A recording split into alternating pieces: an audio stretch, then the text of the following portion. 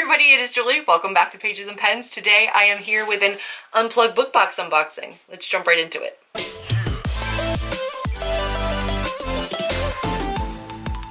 Alright, we have October's adult box here. You guys know I love getting my Unplugged book box every month. This month is no different. October is always a nice spooky box. Love it. And I think we're getting something like super exclusive that we've never got before. So let me grab my scissors, cut open my tape. Excuse me 1 second. Usually I have that done beforehand. But we're going to jump right into this. It's heavy. It is heavy this time. Woo! My goodness. We have the walls are closing in, and instead of a card this time, we have a pamphlet that tells us all about the items in the box. This is really cool. I'm not going to show anything that's in there just yet. There's a poison apple cocktail recipe on here. I'm here for that. But the first thing that literally popped out when I opened this is a book sleeve. And it says, "Quoth the Raven Nevermore." We have an Edgar Allan Poe book sleeve. Edgar Allan Poe book sleeve. It is very thin. It does have a button closure. So let me see if I can get this open. Put a book in there and show you what it's going to look like. I happen to have a whole bunch of books in front of me because I just did a reading wrap up. It is felt lined on the inside, but it's not going to open up as much as some other ones will. A YA book. Put it in there, and it fits in there, and then you've got your little elastic tab with your button to close it up. And it will, I mean, that'll fit in there, but I don't think you're going to get much more than like a paperback in here or a smaller hardback. Very pretty and like super, super Halloween-y. Like, look at the spider webbing down here, and the same pattern is on this side, but without the quote. I love this. I'm not a Poe fan, but I'm a spooky fan, so I'm here for that. Then we have, oh my, we have a Hamlet inspired 125 milliliter glass skull bottle inspired by Hamlet. Oh my gosh.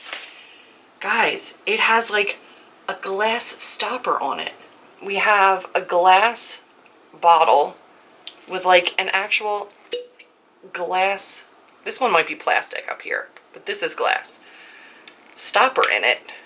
Okay, all right, I see where we're going here. We have, oh my gosh, please be a candle. We have something from Sleepy Hollow. This is a soy wax candle, 4 ounces, toasted marshmallow smoldering woods from Natural Pure Honest. I love Natural Pure Honest so much. Are you kidding me? I knew we were going to have a 2-part candle. My concern with this is that the wick is short. Typically when this wax melts on this pumpkin, it's probably going to flood the wick and make it hard for it to burn. So I might have to carve off the pumpkin. So this is the beautiful Sleepy Hollow label. And then this is a really cool pumpkin in there. But you can see the wick actually goes to the length of the pumpkin. I will probably carve the pumpkin off if I can in one piece and save it as like a wax melt. Absolutely still make use of that pumpkin as a wax melt, 100%. Then we have a spray bottle. This is Nomi. It's Tonka Current Red Wine Secrets Room and Linen Spray by Petrichor Inc. We've gotten stuff from them before, and their stuff always smells amazing. I want to say, is that who this is from? No, this is Natural Pure Honest, this oil, this like perfume oil. But Petrichor Inc. we have had other stuff from. So this is, one could construct 100 different narratives. It didn't make them true. Not for use on skin. Let's shake it up and spray it, shall we?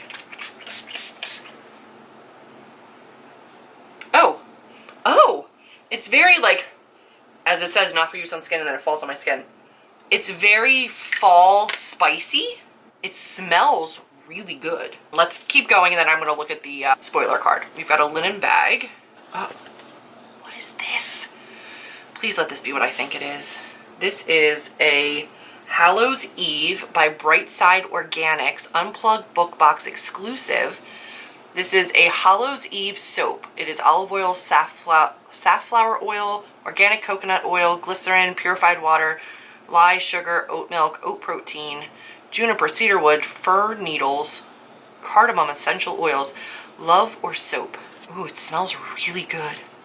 This is a soap, but it's a scrubby soap. Like, I love it. I wanted it to be a shampoo bar or like a head massager for when you wash your hair, but it is a very pretty soap that has scrubbies on it, and it smells amazing. Listen, I'm going to Highlights again for a writing retreat in November. That might be coming with me as my soap. I'm so excited by this. The candle, the room sprite, smells so good. This, what is this? The glass is really cool. I don't actually know what I'm going to do with it, but it is really cool. And the book sleeve is awesome. I'm really happy with all of this. Whatever I got just requires a like wall mount. So I don't know what this is. And it is a really cool Death is a Mystery and Burial is a Secret. It is a coffin little hook. Here is what we're looking at. Very, very cool. And the hook down at the bottom. It does have like a regular picture mount, but then it also has the heavier hook. So if you wanted to just do like keys or something, you could probably get away with just using the hook on the back. But if you want to use like jackets and stuff, you might want to use the heavier wall mount. Also, while I was waiting, I did take a look at our spoilers, and it specifically says that the candle is 2 parts.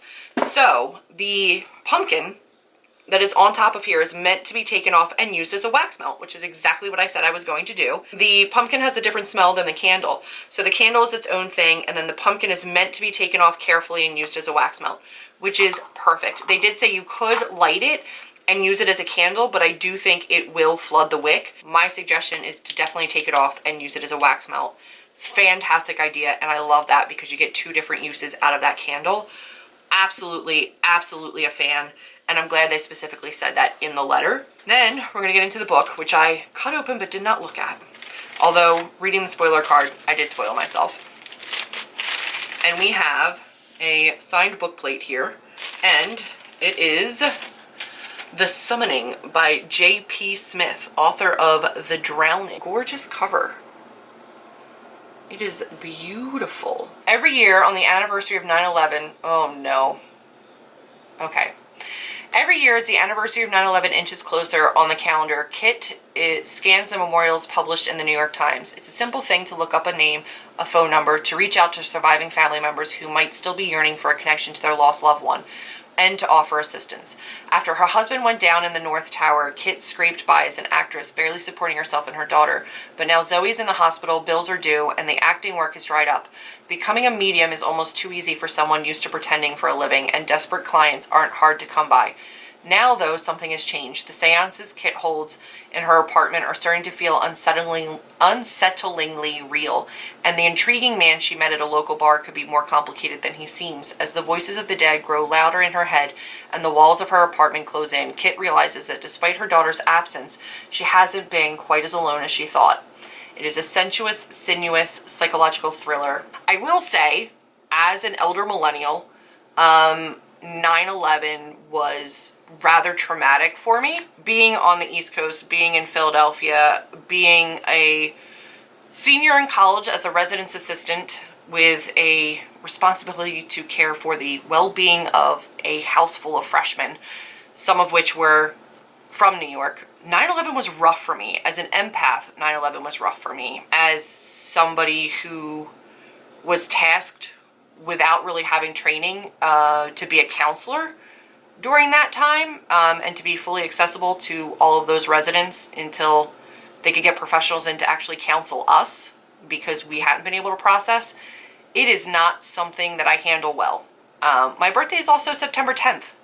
So my birthday every year after 21 has kind of been darkened by September 11th. It is not a topic that I deal well with. So while the premise does sound interesting, this is probably one that I will be passing on to somebody else because I know that my mental health will not allow me to read anything 9/11 centered. I think it's a fantastic box. I'm very excited by everything. this is not something that I can handle. And as a box centered around taking care of yourself and mental health and well-being, I think that they would understand that this is just not something that I can get into. But we do have a signed book, and this one came out from, it says Poisonous Pens Press, but I think it was a Source Fire, it says. So The Summoning by J.P. Smith was released on September 7th through Source Books. So maybe that's like an imprint. There's photo challenges. There's also journal prompts for when we're feeling overwhelmed. There's a poison apple cocktail recipe, which is 2 ounces apple cider, 1 ounce pomegranate juice, 2 ounces tequila. We have November. November Sneaky Peekies. It's Cozy Nights. And the coziest box of the year are coming in November. The adult fiction box is an exciting mystery that you will want to cozy up with until the last page. November adult fiction box features fandoms that include Outlander, The Night Circus, Phantom of the Opera, and general bookish items. And we know that we are going to be getting a blanket designed by Nathana Erica. I love that for November. That excites me a lot. I am, as always, so impressed. I love that they work with small businesses. I love that we got really like themed spooky items this month. Very, very excited to use a lot of these items, quite frankly. That has been October's box. I will say that the adult boxes for Unplugged have been selling out every single month. And they are already saying that if you're interested in a 3-month, 6-month subscription for the holidays, now's the time to go and sign up for those, because boxes are running out, especially for the adult boxes. So if you go and you register for your subscription, they have a better, more accurate number of how many people might be interested for November, December, January. And if you're thinking about gifting them at all, now is kind of the time to do that. So if you're interested, head down to their website, which is linked down below. I do have a code. If you get a subscription, you can get 5% off by using my code. I don't get anything from it. I just wanted to offer you the code since they very kindly send me these boxes. Head on over, take a look. If you want to get a subscription, you can get some money off. And I recommend it. I absolutely adore their boxes every single time. And their items that they include are just getting better and better and better. So well done, Unplugged. That is it for this unboxing. I will see you for November's unboxing, but if you like this one, do give me a big thumbs up, click subscribe, and I will see all of you in my next video. Bye, friends. Hello, friends. It's Julie. Welcome back to Pages and Pens. Today, I am here with an Unplugged book box unboxing. Let's jump right into it. That's upside the fuck down.